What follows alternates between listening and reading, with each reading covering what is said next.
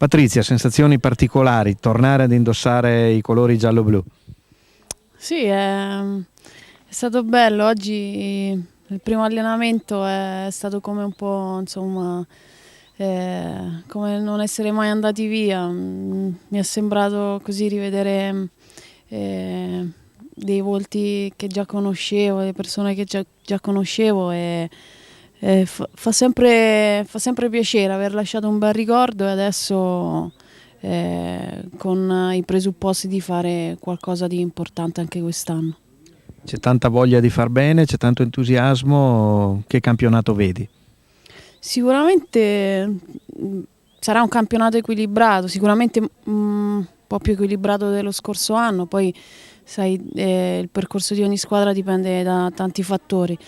Noi ci danno per favorite, ma secondo me alla fine la favorita è sempre la squadra che vince l'anno prima, perciò noi tenteremo di fare il nostro meglio, cercheremo di fare il massimo, non il nostro meglio, il massimo, e poi alla fine campionato vedremo cosa avremo ottenuto.